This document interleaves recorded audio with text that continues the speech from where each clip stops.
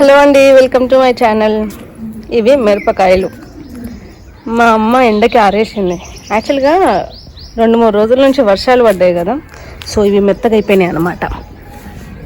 So మెత్తగా అయిపోతే చూడండి, మెత్తగా అయిపోతే కారం సరిగ్గా పట్టదు, గిన్నె సరిగ్గా పట్టదు అన్నమాట కారాన్ని. సో అందుకని మా మమ్మీ ఆరేసింది ఇవి ఎండల. సో ఇవి గల్లర అనాలి, ఇట్లా ఇంకా ఎండలేదు సరిగ్గా, మొత్తం ఎండిపోయిన తర్వాత తీసుకెళ్ళి కారం పడతారు. ఈ ప్యాకెట్ల కారం కన్నా మనం ఇట్లా మిరపకాయలు కొనుక్కొని వీటిని ఎండబోసి మంచిగా కారం పడితే అవి న్యాచురల్గా ఉంటాయి. ఇప్పుడు తెలుసు కదా, అన్నీ అడల్ట్రేటెడ్, మొత్తం అన్నిట్లో కల్తీ. సో ఇట్లా మా అమ్మ ఆరేసింది అన్నమాట. ఇవి ఒక 2 days పడుతుంది కావచ్చు, ఎండ ఎక్కువ కొడితే తొందరగానే ఎండిపోతాయి.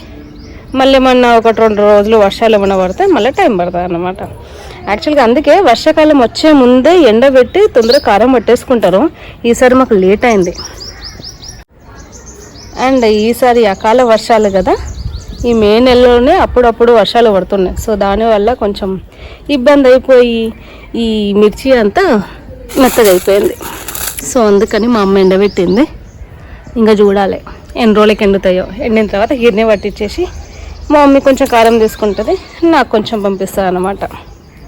సో అట్లా ఓకే అండి. మీరు కూడా ఇట్లా కావాలనుకుంటే మిరపకాయలు తీసుకోండి, ఎండబెట్టండి, కారం పట్టుకోండి, న్యాచురల్గా తినండి. ఈ ప్యాకెట్లలో కారాలు తినకండి, అన్నీ కల్తీ ఉంటాయి. ఓకేనా? Thank you for watching. Follow my channel and subscribe.